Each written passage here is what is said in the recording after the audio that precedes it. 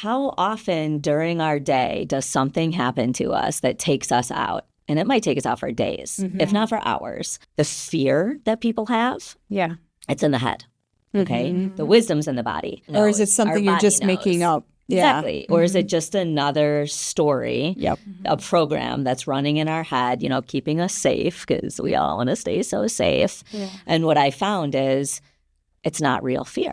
It's not real. And when people can go through the process of learning to move that energy from the chaos of the brain into the wisdom of the body, the magic that can happen, it's life-changing.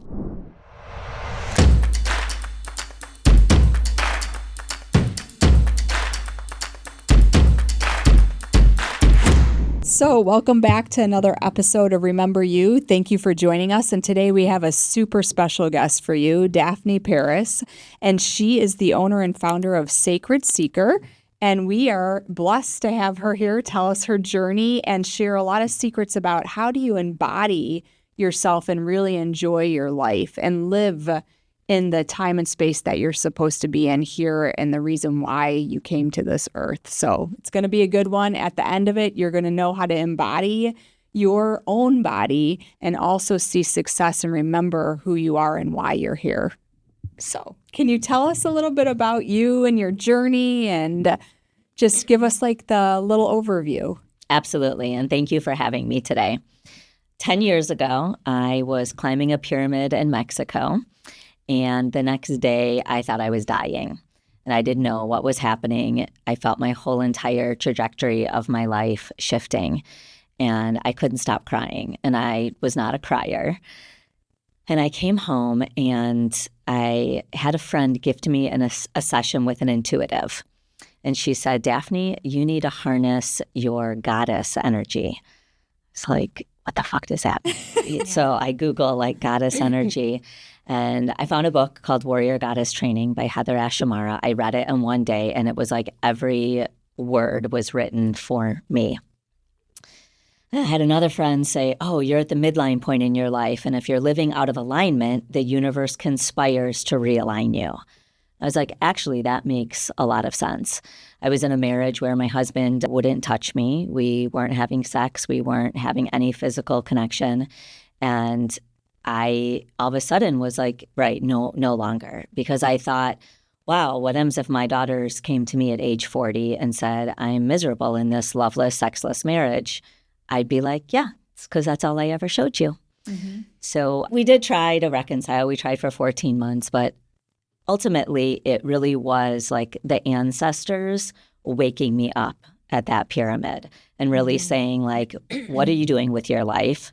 Stop, pivot, burn it down because you're not living in accordance with your highest purpose. So after I read the Warrior Goddess book, I was surfing Facebook late one night, like some of us do when we can't sleep. And Heather Ash was coming to Chicago for a 3-day Warrior Goddess Wisdom weekend. And I signed up. I didn't even look at the itinerary. I was like, okay, divine guidance. I see you. I hear you. And I went to that workshop. And it really opened my eyes to like listening to the messages, listening to what I no longer should control. I used to consider myself a bulldozer. I could get anything done. Give me a task and I'll break through every single barrier. There's a stop sign, let's run it down. And during this period, all of a sudden I started realizing, oh wait, the universe is showing me a stop sign. Mm-hmm. The universe is showing me a detour. A universe is showing me which path to take. I need to stop controlling and start surrendering. And as I did that, it's as if the path unfolded before me. Okay. So when a listener might be listening saying, okay, how do I get in touch with that almighty knowledge? And when do I know when my detour is right and I need to get off? What can you tell them? For me, I believe it all comes back to being in the wisdom of our body. Mm-hmm. Most of us are running in our head all the time. And our head is like this wonderful master computer that computes and processes, but there's not the wisdom or the heart. And tapping back into that core, for some people, it's dance. For some people, it's meditation, breath work. We have so many different tools to bring us back to our body. So I encourage people to experiment with what feels best to them. I mean, you can go for a run and it be meditation. You can do landscaping, but it's not computing. It's not working. It's not out thinking. It's really like the opposite. It's moving from that space of the mind into like the quiet of the heart space. And that really can look different for different people. What did it look like for you? For me, it was a lot of things all at once. One, I had a friend that was getting a coaching certification, so she needed a practice client. And we came up with some fabulous practices. And she was great because it was all about guiding me back to like what feels true to you. One was a gratitude practice. And I realized I was in this disaster mind quite often, where I was thinking, what's going to happen a year from now, 5 years from now, 10 years ago, 10 years from now. I mean, We all know that. Yes, I was becoming a single mom. I'd been a stay-home mom and traveled the world with my daughters and homeschooled them. And it was like, okay, what's next? But it wasn't like, what's next in 5 minutes? It's like, what's next for 5 years? And so like, how do I quiet that? And so I started with a timer on my phone. And I still love this practice. A lot of people still use it. Every 30 minutes, I would have a special alarm go off on my phone. And it was my gratitude practice. No matter what I was doing or who I was with, I would stop. I would put my hand on my heart. I would take a deep breath. And I would say out loud one thing I was grateful for. It could be my breath. It could be that I walked. It could be my cup of tea. And I'd be out with friends. And the alarm would go off. And I'd say, oh, would you like to join me in a moment of gratitude?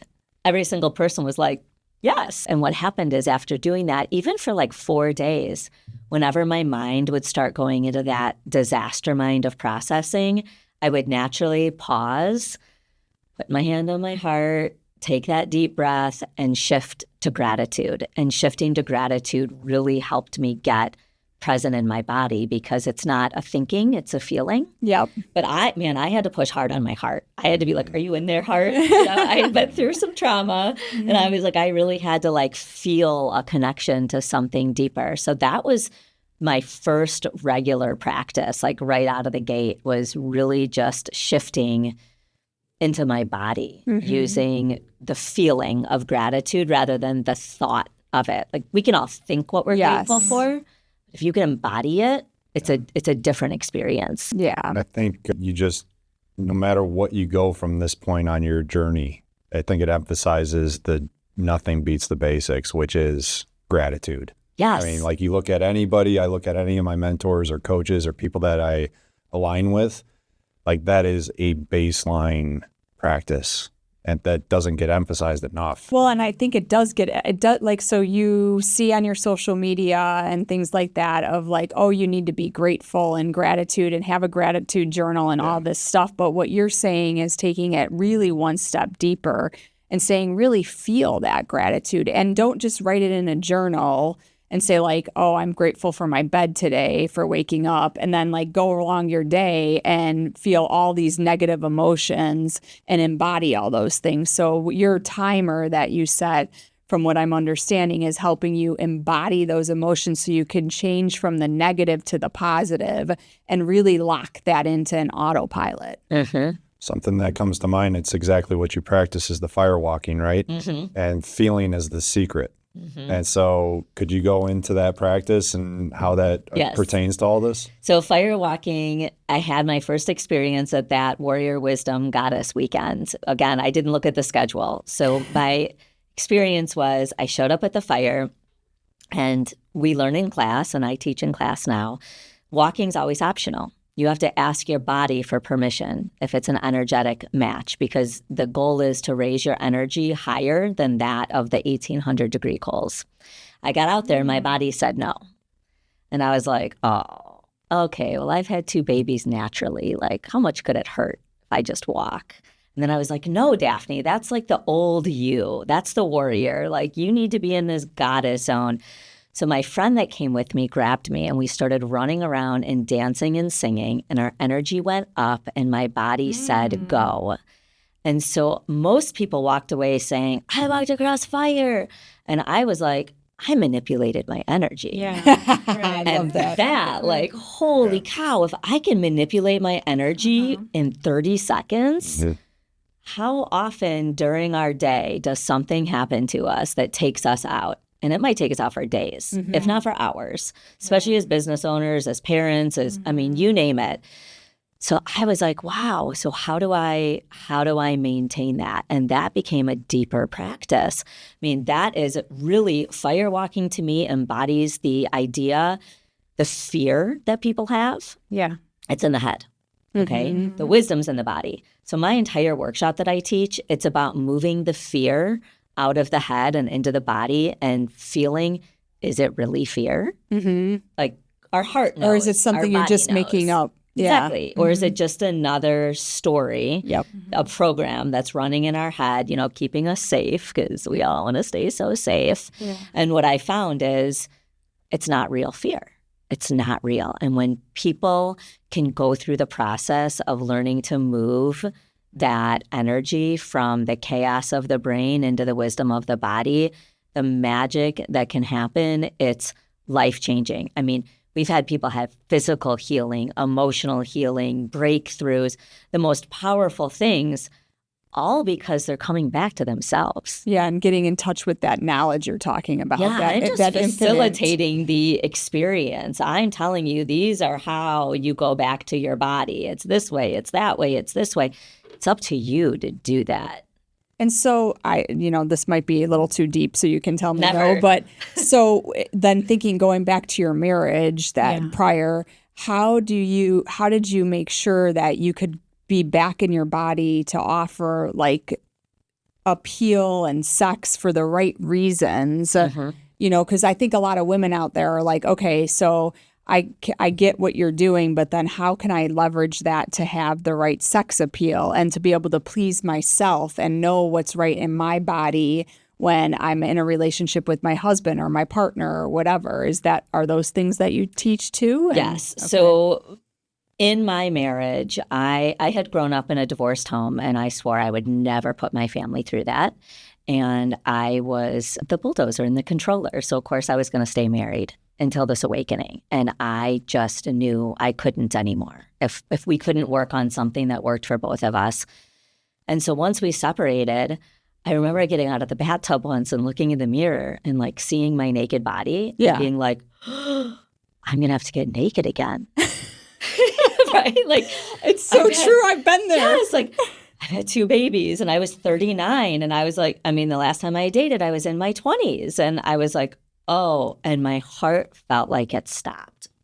And I realized the trauma that I had from all the rejection and the stories that I made up about what was wrong with me. Was it because I had babies? And, I had all of these stories and programs running. So I instituted a Friday night date night for myself where I started dating myself because I'm like, gosh, what is 39-year-old single Daphne like? And I'd some nights watch scary movies because my kids were too little to watch them at that point. I would like go and pick out some delicious steaks and cook them. And I started a self-pleasure practice. Yeah. And I really it started with just like a bath with candles and essential oils and just things that felt like yummy and nourishing. Yep. And then I was like, all right, breast massage. And I started like remembering like, wait, I'm a sexual being. And like, this is like my God-given right to feel this pleasure. And I started opening up with my friends. Like I had not shared any of the pain of my marriage with my friends because I was so ashamed and embarrassed. Like, I mean, we maybe had sex once a year. And if it was I got him drunk or took advantage of him in some way, it was never. And I grew up believing that, men were the ones that always wanted sex. So I always felt like, well, what's wrong with me? And, why doesn't this man want this with me? And just kind of unpacking the trauma layer by layer. And in the meantime, I was becoming one of Heather Ash's certified warrior goddess facilitators. And we were doing deep dives on a lot of this work. And by that point, I might have been in her level 2 program where we did a whole month on sacred sexuality. And I started really understanding that for women, our most powerful epicenter is our womb space. So whether you still have a womb or not, it's this womb space. We literally create life from there. And I now say every single woman has experienced some level of trauma where they've disconnected from their womb space. It's like, nope, I don't want to feel that. Now, that can be short term, like I had a painful gynecological exam and ouch, I don't want to feel that. Or long term, like I was raped or abused and I don't ever want to feel anything down there again. But what happens is we're literally severing the connection to our creativity and our power. Yes. Once I started studying that, I was like, holy shit, like, no wonder. And like, these women, you see them at the grocery store, these women that like you feel drawn to and you're like, wow, they're in their body, they're in their power. To me, it's because they're connected to their sexuality. And one of the things I really teach is if you're not ready to go straight to your sexuality, you can go there with your awareness. You can go there with your breath. I mean, there's a lot of practices if you're not ready to go to self-pleasure or partnered pleasure. For me, it was a little bit of a stepping stone. And then when I was ready to go into partnered pleasure, I was like, okay, here we go.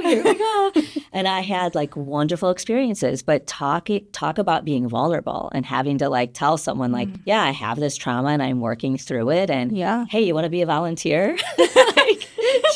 Well, the right person will come and be perfect, right? Exactly, because I didn't want a relationship. I wasn't relationship ready at that point. It was more like I'm ready to enter the next level of experimentation and play with my body. And it's powerful when we get there. And I guess I want to go back a little and rewind like you did about, what was the relationship like before you got married? And then once you got married, like that first few years until it got to the 10 years of no sex. Because I think a lot of people are going through this and they don't know how to deal with it. And then maybe even just stay married and figure that out. So like, was he not pursuing you at the beginning, or was it was totally normal in the beginning? Yeah. Totally normal. And it actually shifted when we moved in together. Okay. And we had a therapist who suspected that he had a multiple personality disorder and his trauma from his childhood initiated when we moved in together. Okay. But we moved in together. We were already engaged. Like we bought a condo and I was planning a wedding. I'm like, I was a controller. So like I had a wedding date. And I was going to move forward. Right. And I thought, okay, maybe he's stressed out. He lost his dad. In the meantime, he put on a lot of weight. So I just kept making excuses. But it kept surfacing for me. It kept coming up. And I tried therapy.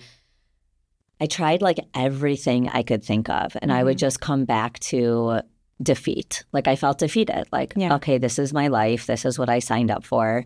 I wanted a second child. And I was like, well, I had one with him, so it probably makes sense to have another one with him instead of having two baby daddies. Like it was a very logical, very planned. Right. And this is interesting because when I was going through my certifications, my sister asked me, like, so do all of these women end up getting divorced? And so I asked my teacher, I said, so Heather Ash, like, what's the statistic? And she said about half get divorced and about half their marriage greatly improves. And everything that I learned from Heather Ash and that I continued with is do the work on yourself. Right. Yeah. And everybody's going to change around you. And that's what I want to understand. Like now that you've done the work, did you release control? Yes. Is that gone? And then you worked on your sacral chakra, which I think is the release, right? So now that you've done that, do you feel like now you can have a healthy relationship where that's not an issue, or what do you think about that? Well, let me say I have now embraced being a controller. It doesn't feel like something I had to let go of. Okay. In my marriage, I didn't have control, so I went into hyper control in other areas. It might have been cleaning my house or taking care of my kids. And then, why do you feel, if you have an opinion, about why women feel they need to be in control? Like, let's say you're in a marriage. How are you feeling? Are you feeling unsafe? Because sacral chakra, I think, is about safety, security. I don't know if you know more. But what the sacral chakra is about and why we need to heal it as women, and when we're in relationships with men, and if we don't feel safe and we feel like we need to control and lead when we should have a man leading us and they're not, like, is that what you think what was going on with you, and why maybe you still feel you need to be in control because you're not finding that in anyone? Great question. It's a big answer. Yeah. I believe what you're talking about is more about the masculine and feminine energies than control. There's 4 personality types. Controller is 1. And you can't change your personality type. And what I did was really learn to embrace that I was the controller. And this was in my studies with Heather Ash as well, is you can go into a room with 100 people and 100 chairs and have that room reorganized within 5 minutes. Like, okay, everybody go over here, do this, move this chair. Well, control becomes really powerful in that moment. So you're saying you've always been a controller and you were just going to always be in that role. Yes. Even when you were dating your husband, you felt like you were, I guess, the controller and the leader and the doing everything. Well, I am, but that's not my role in the relationship. That's my role as a human. Okay, so I am a controller. When I go into hyper control, that's when it can become toxic. Okay. So when I'm unbalanced and when I feel chaos, that's when I tell funny stories about, like, when my kids were little, I'd sometimes start freaking out about, like, everybody go pick up the socks, like, pick up the socks, they're everywhere. And I'd be like, oh, right. I'm feeling out of control in my own world and I'm spiraling. So I'm trying to exert control where it doesn't belong. Yeah. Yeah, I can actually give an example of that too in my life. It's like, and it's how my big thing is how fast can you get back? Because you always kind of fall into that, right? So it's like, how fast can you get back into balance and realize that this is not something that I'm not feeling safe right now. So I need to come back into my body. It's like with all the work that I've done, a few weeks ago, I had a freak out about milk. Like, I was screaming at my husband about milk because how could he buy 4 gallons of milk and not know that and then not throw away the one that's expired? And I had to, like, step back and be like, that was all me. I need to re-enter my body and come back into balance. But okay, do you think that was about milk or feeling supported by him to go get the damn milk and then get rid of the milk that's expired, right? It's you're not feeling supported or helped or whatever. Why you think you need a control by yelling at him, maybe, I don't know. I think if I go back to it, and I would love your thoughts on it, but it was more me. I have this safety issue and this trauma that I still fall back on, even though all of the work that I've done. I still have this automatic response when I get into a really stressful situation, and it had actually nothing to do with the milk. It had something to do with the conversation we had before, which was him telling me that, like, he was going to go and do something, and I said that wasn't a good idea, and then he kind of attacked me and didn't even know he had attacked me on it, and it sent me into a tizzy about a milk. But really what it was I was feeling unsafe in my own body, like you're talking about. And as a byproduct of what he did. So why I want to pause. Right? It's relationships. It's not just you. You're reacting to a situation, right? And not feeling safe in the relationship because he said something or did something.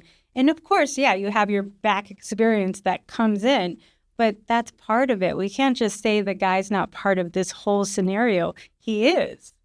Let me offer a reframe. Yeah.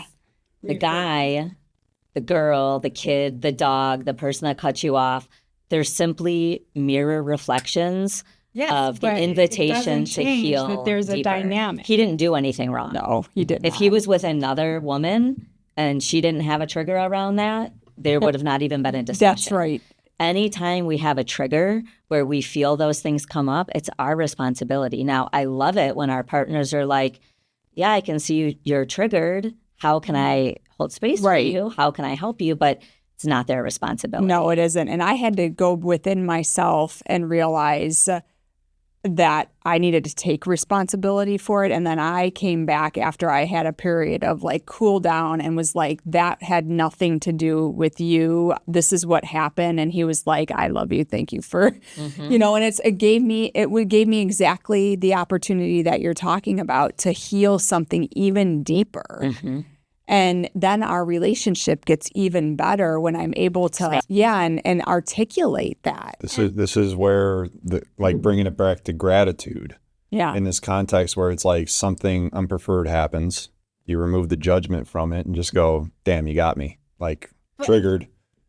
But And then that's every relationship, right? We're all here to heal and reflect on ourselves. Everything's a mirror. Yes. Because even what he experienced with you was a mirror for him. Yes. We're all clearing. It's not like we're not all clearing. That's why I say it's not And we'll never you be done. alone. Right. No, we're never going to be done. We're doing it here, so it's not.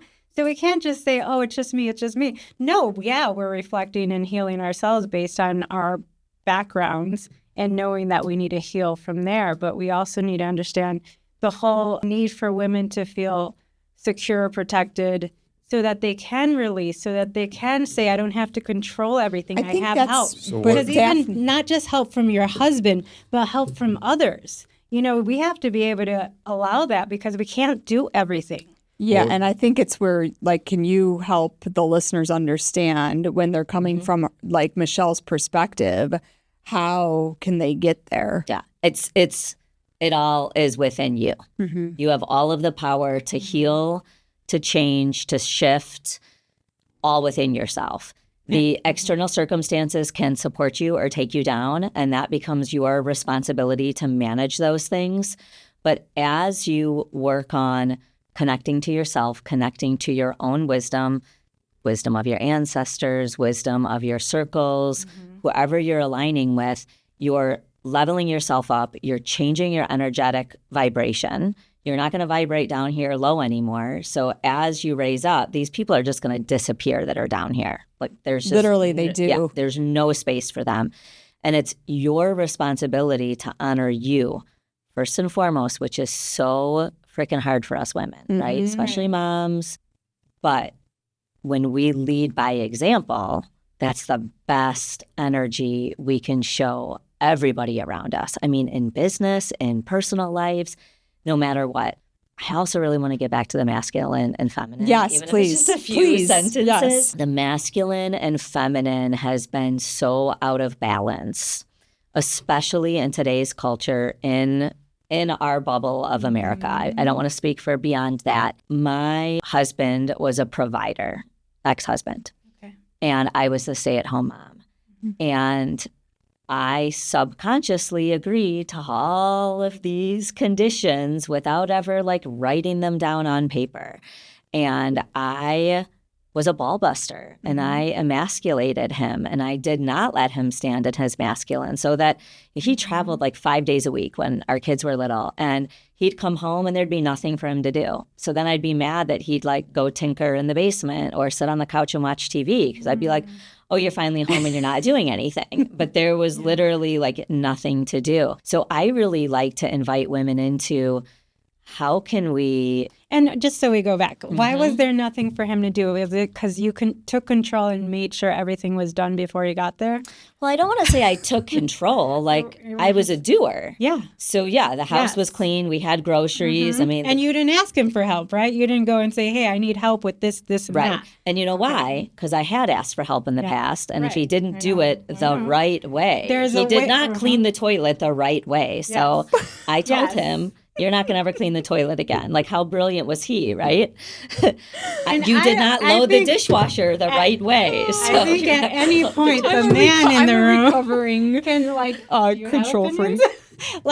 There are men in these situations, like this man right here, can maybe voice an opinion of how does that look to a man? If emasculating. She's nailing it on the head right here. So It's but then how do you guys react? Is what they withdraw. See? So when you're in a relationship and you're seeing this, you withdraw. But see, we don't know they're doing that, right? We're in it and we're not understanding that we're doing this and these withdrawal. Right. And we do better. To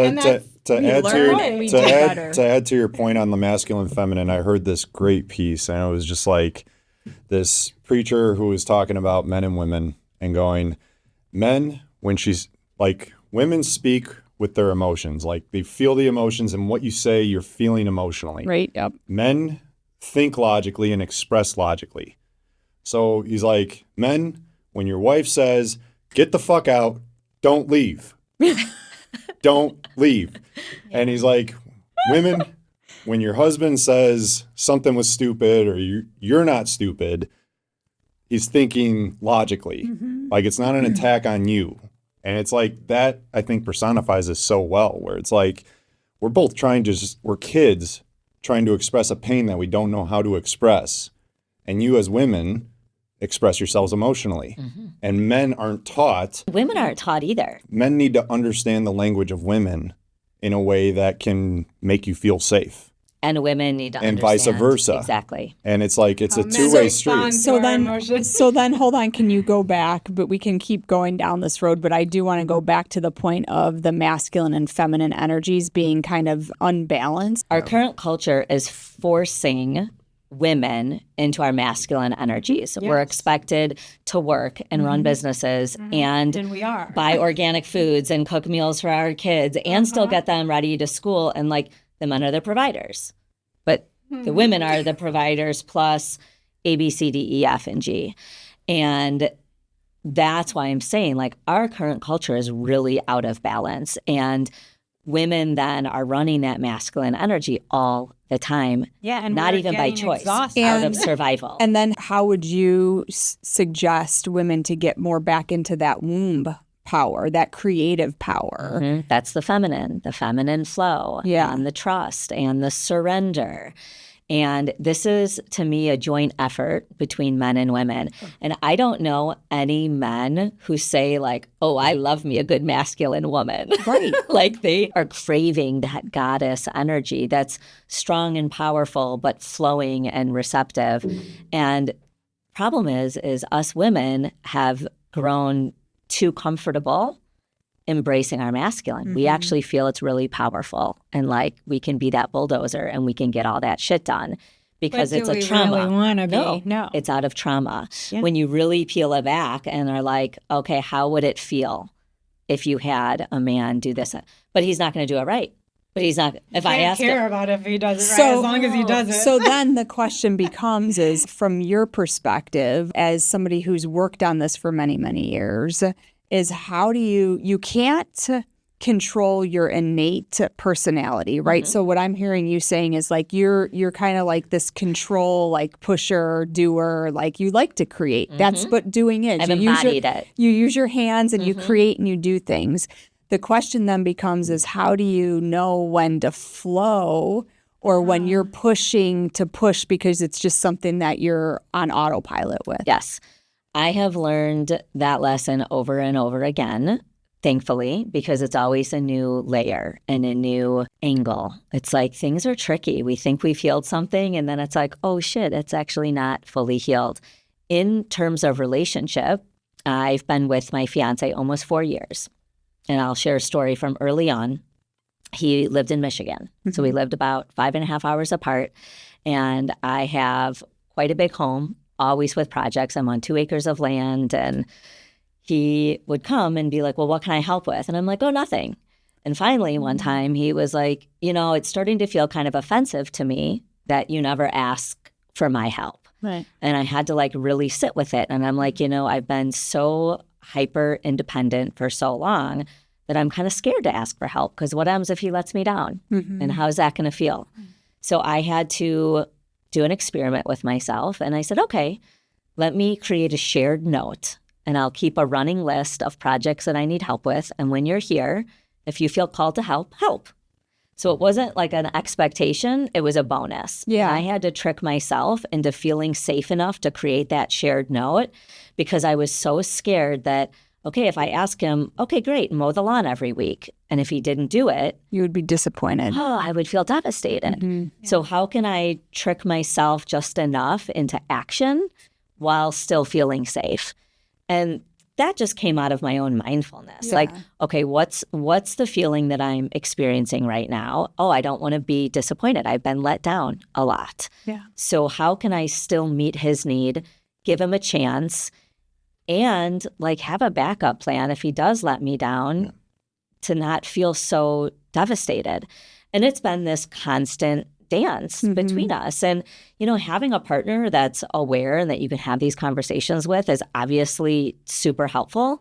But he's almost 60. Like we've each had these full lives of patterns and traumas and responses in previous relationships. So it's constant awareness, navigation. And, you know, as far as like that masculine, feminine, the greatest lesson I've learned, and it's kind of like what you're saying about women reacting emotionally, is to shut the fuck up. It's So like true. literally whenever I want to start to say something, it's like just pause. And it might be 3 days. Yeah. I mean, I totally agree with you. And everybody that will listen to me, I teach them this peace process, and it's pause. And it could be 3 days, it could be 1 day, but it's establish your safety, then take your aligned action. And then you have calm and you're embedding your peace under all of this pressure that you can never get rid of. Yes. I don't want to be a wild woman when I respond. I don't want to respond from trigger. Can I say from the other end, like comment too. the flip here, like women becoming more masculine, men are becoming more feminine. Like Absolutely. testosterone hormonally And listen, it's down, we and all it's like want masculine men. absolutely, and it's like so these men are starting to ride off of their emotions, and you're getting aggravated because he's not being the rock that you need him to be able to help you reflect and go, you know what, you're representing pause and poise in the midst of chaos right now. I'm inspired by that. That creates attraction between men and women. The woman wants to be inspired by the man. And if he's reactionary and sharp and doesn't handle his emotions, when you're emotional, it creates, it makes you more out of your body and your mind. And so it's like, what comes first, the chicken or the egg? And the beauty of it is it's like, doesn't matter. You are the egg and you are the chicken. Exactly. Like, that's it. And then it does reframe, and you don't want to influence the man, but you influence the man. Well, by your shift, exactly, you're influencing everybody around you. Yeah. Right. And so why I think it's about delivery. So like if we're in our alpha controlling woman type behavior and telling him what to do, he's going to be defensive, right? And not want to be told what to do. So if we come with our feminine, that we're feeling secure in this relationship, we're vulnerable enough to share our feelings in a soft way, I think then he could be more receptive. Yes. So that's why I think the perspective of a man telling us, when you're doing it this way, just telling me what to do, I'm shutting down. I'm not listening to you because I think you're acting like a man. And because I think you're acting like a man, I'm going to treat you like one and not listen to you and not do what you say. And I'm going to do whatever. That's why I say male perspective is important. And even though we think we know what they're thinking too, it's important that you voice your opinion about that. So I think another thing, and you could probably speak upon this, but the only thing that can make them like reverberate masculinity in the truest sense is another man in my world. And as a man, I don't get validated by you wanting me. I get validated by other men nodding their head and trusting me. And then it's like, oh, I'm doing it right. Like, Dad, look, he's giving me the nod. My mentor, my friends, they trust me. And then through that process, it reverberates into the tribe, right? And then there's certainly aspects of a woman that a man cannot touch, but I can't have a woman tell me how to be a man, right? 100%. Just as a woman can't tell, a woman needs to tell another woman, show another woman. That's right. And I think then it goes back to your whole thing of like, the more you're around a feminine, you start to become more of a feminine too, right? Like it's environment. It's an environment. I would say that. Like, I don't agree with that, actually. I don't either. So this last retreat I led in Mexico, in Teotihuacan, we had 50% men, 50% women. And Saturday night, we had a reunion gathering at my space, and all but 2 of the people were there. And everybody talked about the masculine and feminine balance and how powerful it was. And it was men actually helping, like holding women's hands as they were getting on and off the buses and carrying their bags for them. And women were like, oh. So it balances it. It balances it. You don't energetically take it on. Exactly. It's a balancer. And so like even Joe, my fiance, like he tends fire for me at full day women's workshops. And he's in all of this, juicy, feminine, divine energy. And he shows up in service to the women. Yes. And that makes him feel more masculine. He fire tends for these women's retreats. And at the end, I invite him to stay, like while people are processing and having a drink or something, just hanging out. And he's getting everybody drinks and, oh, let me get you this and let me help you with this. Yeah. And that's elevating his masculine energy by being in service to these women. So it's not making him more feminine. It's actually separating him more. And he's like, And it brings it back into balance, right? And women get to embody their feminine by receiving. This is the thing. Our value is based on like what we can do, provide. if I can't protect, if I can't provide, if I can't serve, what is my purpose? Like women, you're from everything from the physical beauty to the spiritual beauty to the essence to the surrendering to the nurturing, to be able to tend to the man's wounds, so to speak, afterwards, and just the receptivity and appreciation for the work that the man is doing. Yes. Yeah. When a man feels like the love language for a man is respect. Like if you respect the man, you got him. Like he'll do anything for you. He'll move mountains and worlds. And I think respect not is to be defined for people, that respect is not bowing down and saying you're like awesome. Respect is I appreciate you for who you are. I think it's multifactorial because I want to say it's holistic. It's very holistic because there's ways you bow down that between you and him is like, that's everything.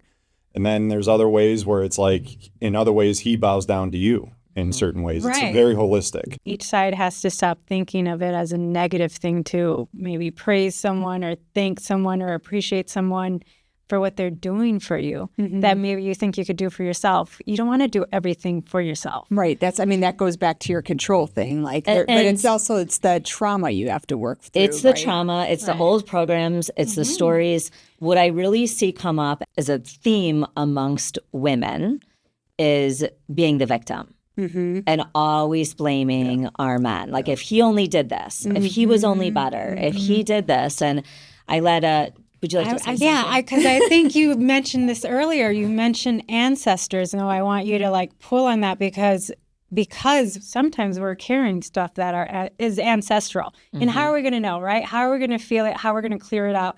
Do you get it through dreams? Do you get it through sensations? Through the crying you did? Like what? You were releasing something there, right? So yes, I'll touch that in. Absolutely. Touch that. So this victim mindset, and I led for a nonprofit, a divorced women's group for 10 sessions, and it was women going through their first year of divorce.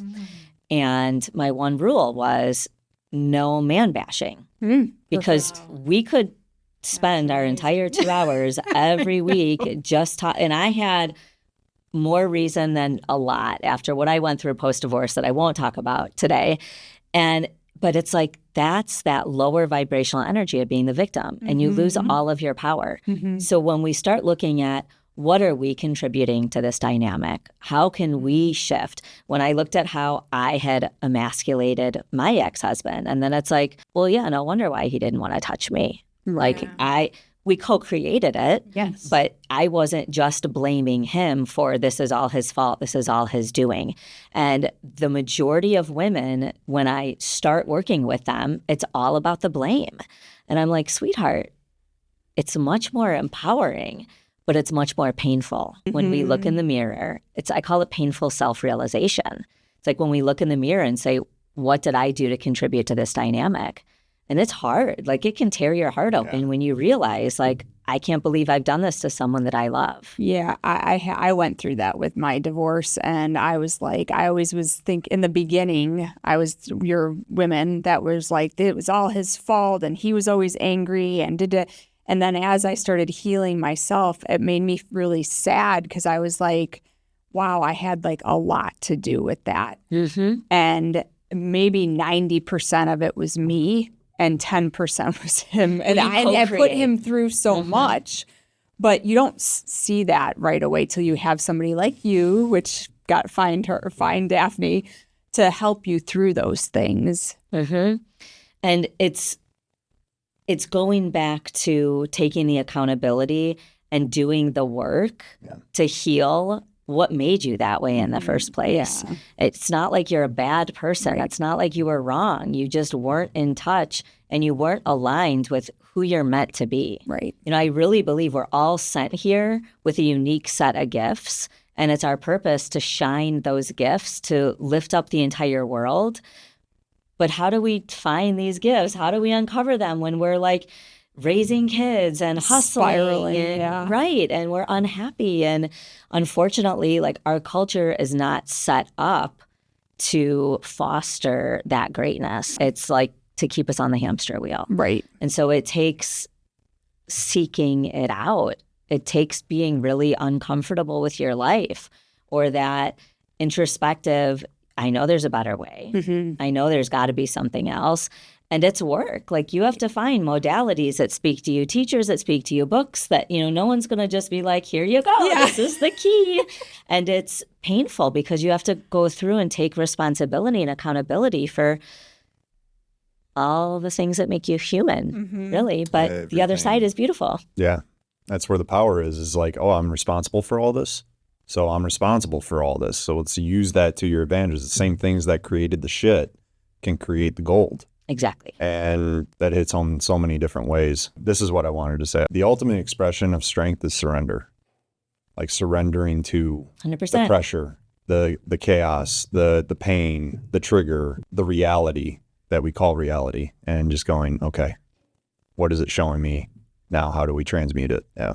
I want to share a visualization that I found myself. It was uncovered working with another coach when we were going through certification.